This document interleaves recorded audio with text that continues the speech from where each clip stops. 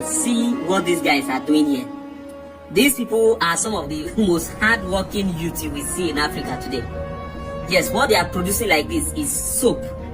Now watch and see the number of people that is employed by this small workshop here. Just watch. You will get tired of counting and see the amount of soap these people produce on a single day. You will be shocked. Keep watching.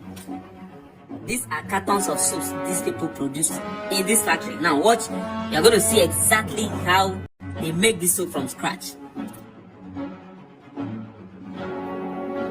Just keep watching. You will see exactly how they start it from the scratch. Of course, water is always needed. You know, your oil, your palm oil, your either use olive oil. Of course, a lot of oil is actually needed for soap making. And then there is one thing they did here. So they are trying to create an automatic machine that can help them to do the cutting of these things. You can see. And this is them testing the automatic machine. Because if you watch, you see that over time they use their hand to force these things. You can see. So trying to get the shape and everything, they use hand. You can see how they push it.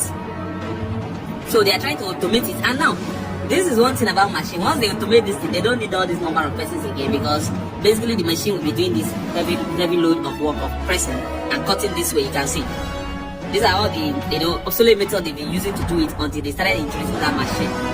Now, what do they do basically? So if you notice this blue type and the one that looks like peach color, when they first produce them, they pieces them and pour them inside all these things, all these containers.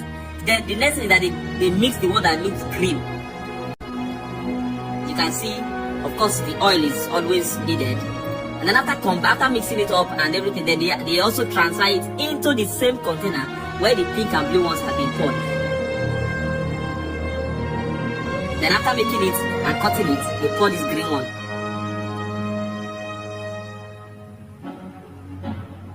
Once this green one is poured and it is thick, after a while, and it is thick enough, they remove them. That means the soap is ready. But keep watching now. This is it. After it is made thick, they remove them and start cutting. You can see. Then from this place, they start giving it shape. This thing they are doing, like what's it called? Hydraulic something.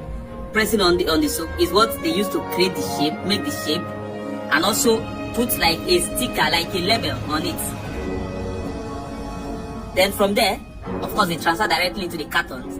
Then from the carton, boom, off it goes to the market. You can see the division of labor going on here. You can see the cartons. Now, I want you to just look at this small space here and begin to imagine how many persons are working here. You almost lose count, because there are so many people working in this small space that you'll be wondering what are they doing. So when we talk about industrialization, it doesn't necessarily mean that you need to have all the big equipment. There are just basically some few things you need to show that level of commitment. And as far as you have that intention to do things, you will definitely do them, even without heavy equipment. This is soap making, and I'm impressed seeing these young people coming together and doing this massive work here. I'm really impressed, honestly.